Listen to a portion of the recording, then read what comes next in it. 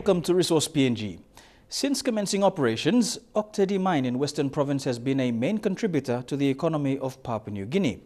However, the mine recently downsized its operations, laying off a significant number of its employees. This has caused anxiety within the Western Province, which relies heavily on the mine. Our reporter, Sarah Aupong, recently visited Western Province to find out what the future may be for the province with this downsizing in mining activity by OTML.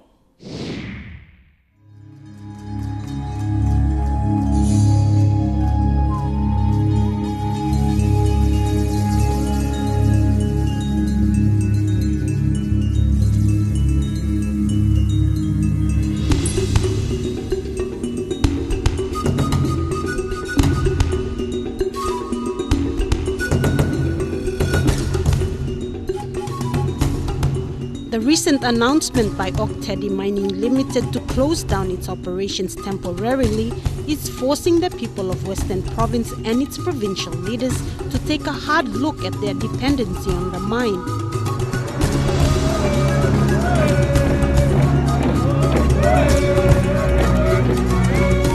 The immediate reactions by government and business leaders show the level of dependency that the province has on the mine and its operations.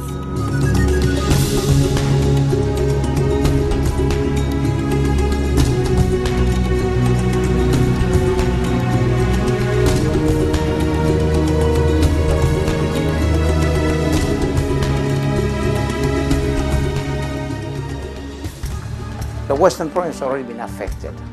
Sepp Gulliver used to be a policeman in Port Moresby. After 15 years with the Royal Papua New Guinea Constabulary, he left his job, returned to his village in 2002, and is now the LLG president for the Lake Murray local level government. He is not optimistic about the future of Western Province now that the mine has announced its temporary closure. The service delivery will go back to nil. The Western Province is wholly dependent on the operation and revenue of the mine. In terms of cash, the mine pays dividends and royalties to the provincial government and to the people who live along the Fly River and along the Tabubil-Kiunga Highway. Apart from direct cash benefits, the operations of the mine ensure the upkeep of the Tabubil-Kiunga Highway that links the people in the Star Mountains to Kiunga town from Tabubil. Paya Bale is a long-time businessman in Kiunga. It is set for the province because the whole community of West Province entirely depend on Tedi for service delivery. Like, I live in Kiunga town for the rest of my life. With Tedi, we have water supply running through.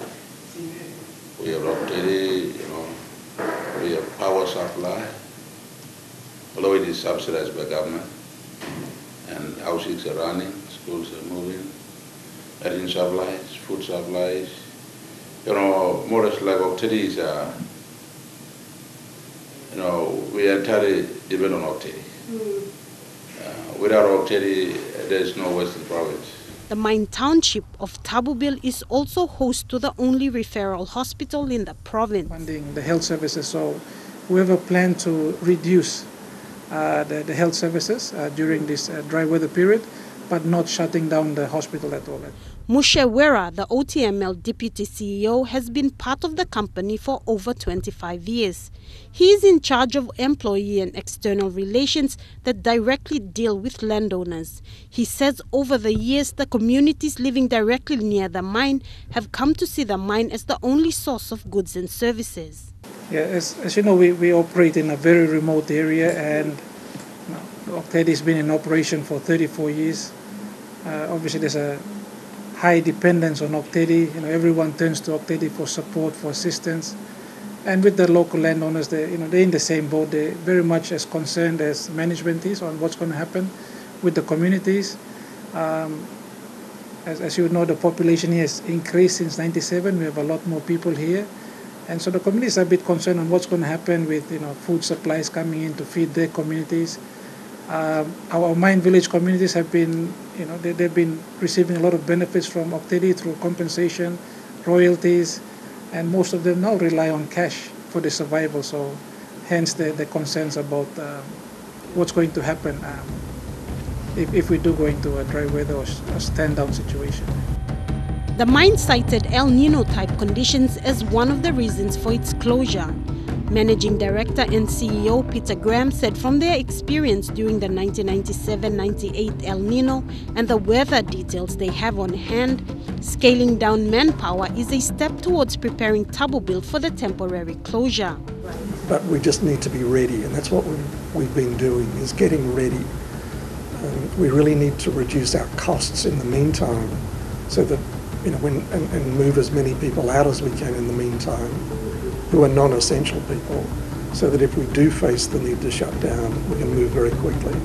In a recent interview with MTV, the director of the Institute of National Affairs, Paul Barker, said this will have a direct impact on businesses in the province. Many people being laid off and effectively the closure of schools and other services, that's going to be a big hit on other businesses that are depending on those on trade.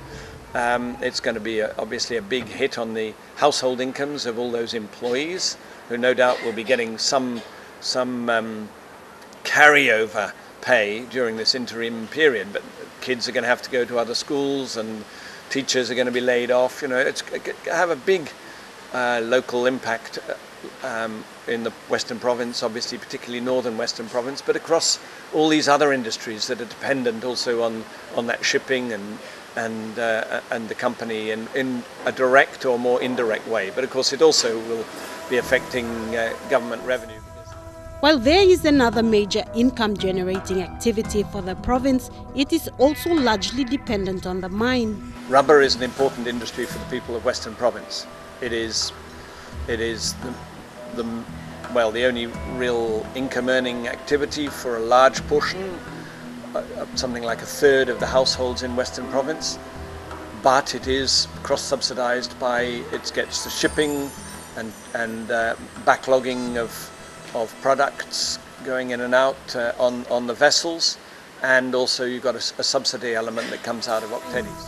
Bale was living in Kiunga during the 97-98 El Nino that saw Oktedi scale down its operations.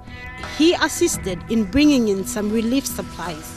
When asked how much business in Kiunga depended on the mine, this was what he had to say.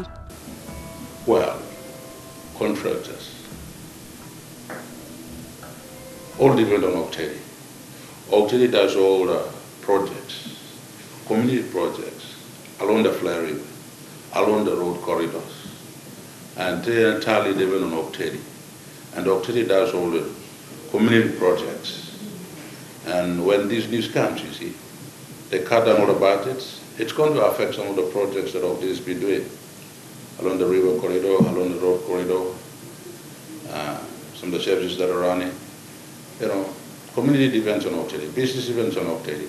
Through Oktedi, there's cash flow. There is business moving, and everybody, you know, drinks susu from Oktedi.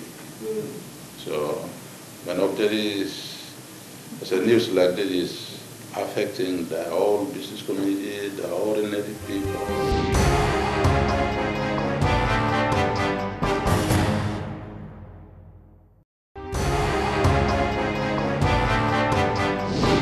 Watching Resource PNG. We continue our look at the effects of the downsizing of operations at Oktedi and its effects on the economy of Western Province. Again, we join our reporter Sarah Aupong. OTML maintains a huge presence in Kiunga town. Its employee compound is situated right in the heart of this town. In terms of services, OTML is the only provider of electricity and water in Kiunga.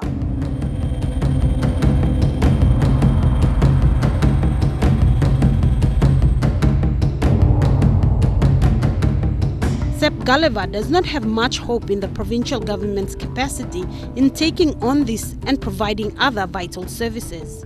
The development is very, very slow, very slow. Infrastructure like roads, you can see the Kiunga terminal. I always talk about, personally, I always talk about this. Our terminal there, we're still operating from the containers. 33 years we should have developed our terminals. our roads. We should have better roads. We should have linked up the whole province. And yet, we haven't done anything. And we still, I don't know, that all these 33 years, I don't know what we were doing, what the leaders were doing. So there is really, I can't see anything about really much about infrastructure development for the province to link up the whole province. It's really nothing. Gulliver's colleague, Borok Pitalok, is a veteran in the political arena in Western Province. He has been the president of the Star Mountains local level government for 30 years now. Star Mountains is the host to the mine pit of Tedi. Pitalok is worried about the impact of the mine's closure on health programs, especially considering the high level of multi-drug resistant tuberculosis in the area. This will be dangerous. Why? Because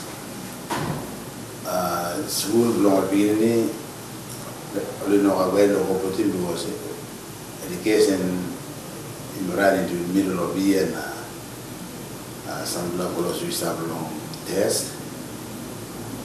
But just me looking that's all. I'll give him drug message na Minusaway, how long the situation will be get back improved. But one of my fear now, I would say,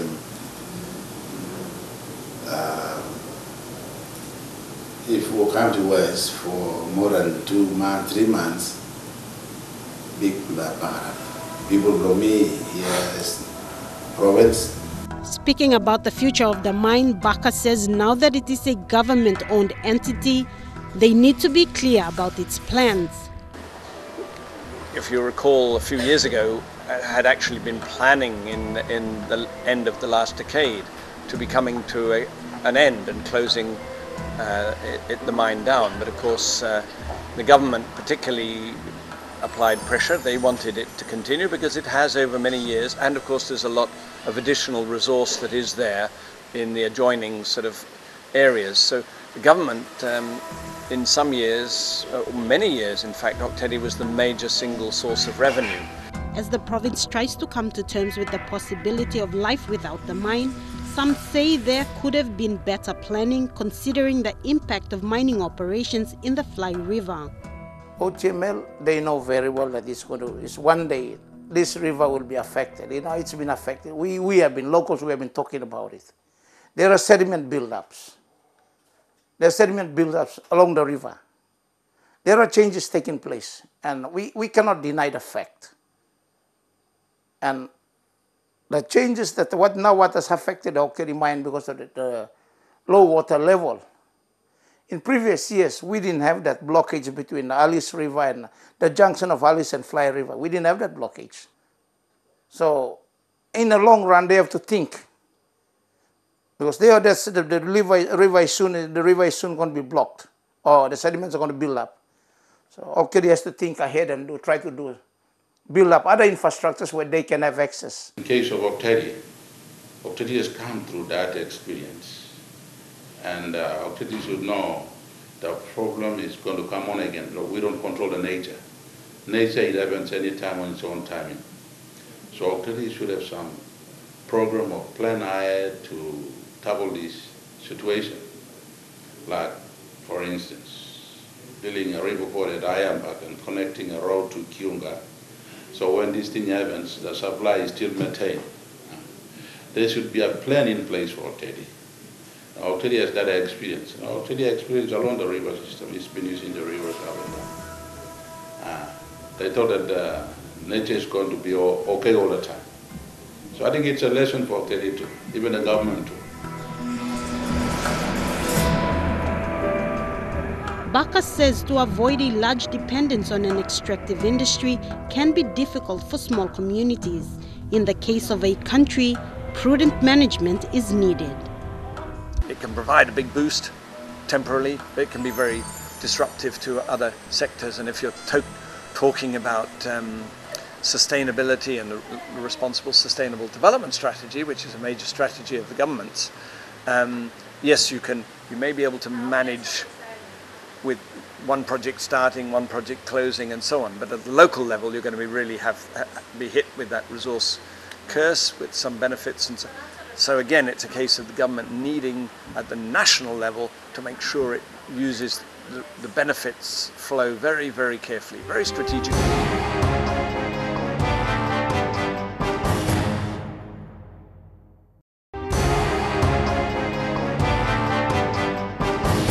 Welcome back to Resource PNG.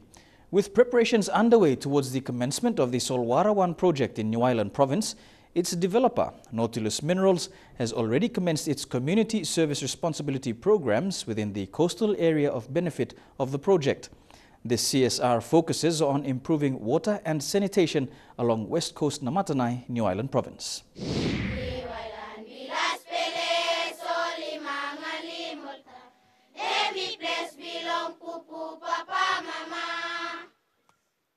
Blessed with rich cultures and its peace-loving people, New Island Province has become better known as Bilas Peles. However, like many provinces in Papua New Guinea, it faces numerous challenges, among them access to health and education. West Coast Namatanai, in particular, has for a long time had to endure a lack of attention. Schools and health centres in this area have had to make do with very little resources, which over time have forced this area to lag behind the rest of New Island Province. For many schools, the lack of proper water and sanitation has contributed to high levels of student absenteeism, which in the end translates to low education performances in many villages.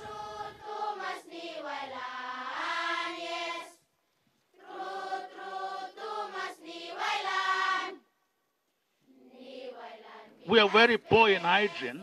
Of course, part of our culture basically was never on hygiene so much. Like me now, I'm a very heavy chewer. I'm basically overdue for a dental checkup, you know. But there is hope, and things are slowly starting to change. And it has taken a new developer to bring about this gradual change. Sanitation, it was our prolonged problem for this past 8 years time school start. All these toilets, they were bush material toilets. But as the company and the coming with them, Nautilus coming with them, there's infrastructure. It is something very small, but we play it is something very big. Because I'm first time I'm service and so thank you very much, Nautilus, for the service provider.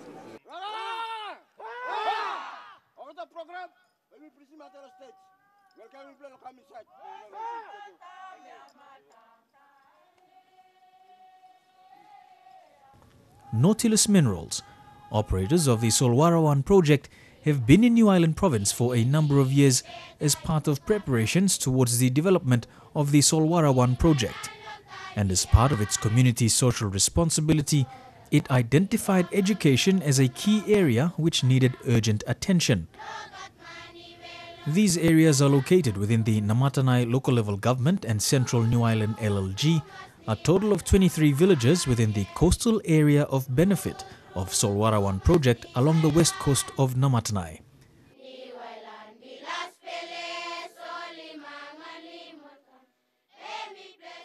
Part of what we've done here is the sanitation and fresh water program, where we're introducing toilets for the children and fresh water for washing, trying to lift the quality of health. It has a lot of other benefits to them. You know, when the children are healthier, their education levels are better. They don't get hookworm. The girls are able to stay in school longer and achieve their full potential. And as I said, this is just the first of our programs which we're rolling out with the provincial government. We spent earlier this week, Monday and on the weekend, in development forums with the provincial government and aid donors, and the Governor, Sir Julius, is trying to get the partners all working together. So rather than working in isolation and everyone doing little bits, and by pulling us all together, working together, we're able to do more with our money and more for the communities, and make sure it's aligned with what the communities want. Over the past 12 months, Nautilus has worked closely with 80 projects to identify schools in need of immediate attention, but more importantly, to identify the need. After carrying out a study, it was noted that access to water and sanitation proved to be a need in the majority of villages within the area. And so a decision was made to partner with 80 projects to provide water and sanitation to schools within this area under the Water and Sanitation Health Program, or WASH program.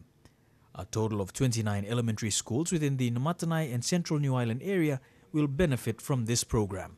Okay, 80 projects started in 1997, and in the WASH program, Water, Sanitation and Hygiene, it's one of our projects that we do for schools. And we build toilets and install water supplies by way of water tanks and a tap. And we also do a little bit of health and hygiene training for the small kids.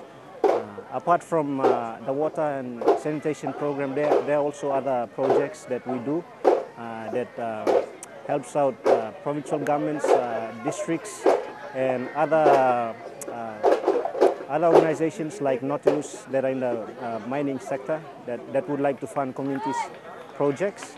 We go in there and we do those projects for them, yeah. We have about 27 schools in total, so we've gotten rid of 3 this round, and there's about 24 left. So we come here after every 2 weeks of break. We plan to come back and do this work up until the early part of next year or the middle part of next year, 2016. So yeah, it will be going and coming after 2 weeks break.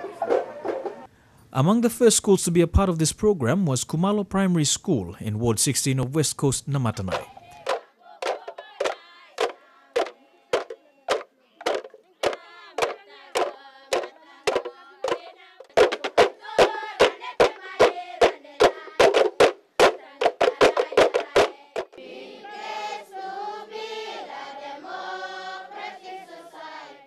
Kumalo Primary and Elementary Schools, together with Koyagunan Primary, were the first to officially launch their WASH programs. Nautilus Chief Executive Officer Mike Johnston was on hand to witness this momentous occasion, adding to the importance of this program within the West Coast Namatanai area. Kumalo Primary School is located within the Central New Island local level government area. Established just over a decade ago, the school now provides primary education for close to 200 children from Kumalo and surrounding areas. As the school, I'm stop 8 player. Suppose you play look, you can witness. State blood is the school, I mean stop long. Some classroom, some teacher's house, and stop permanent, some place stop some permanent. But one time the program come inside. Me believe also with this development by come inside. We believe also M2 by pushing moral. Education, moral, education achievement belong to Martin, by can come up with.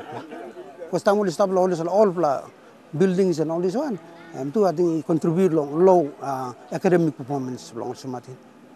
Okay. Now we look forward to also me home through company Natalus, the CEO Mike Johnson. Now we look forward also me like him also by Natalus he continue long help him the school. Mana brothers or sister schools and stuff in this area. Inside this process, we work inside 3 weeks. Or we 16 plamangi. Where inobingat one plaman to ina look sabe this kind line. So 80 project ibin come. Na look sabe 16 plamangi blamipla. All marine all boys we all ina lo kisim this kind paper. Long help mo le making one something or some toilet. So tete mi play pilim mo sem. Tete lo this lady ba mi play pilim mama mas. O sem miet mi ina lo making this kind something. That's all. Natalus ibin aplo bring one place service. It come down and help him or click grassroots lo place. So me play bin pili mamas one time 3 weeks. Me play dikim sa toilet. Na me play making one time 16 plamangi bla me play. According to Kumalo Primary School Principal Camilo Suludao, the WASH program has been great for the school as it has helped the students to bring the message on the importance of water and clean hygiene practices back to their families. The WASH program has also been a catalyst for change within the community. Na there's a little toilet now, all money, all line believe me, long Nautilus, long sample arrangement, one time provincial government, long memorandum of understanding, all you can make him. You know, Komalu, I'm here basically to come and celebrate an achievement in infrastructure development in which all line believe me, long Nautilus, all you come na put him. And I'm also jealous with you.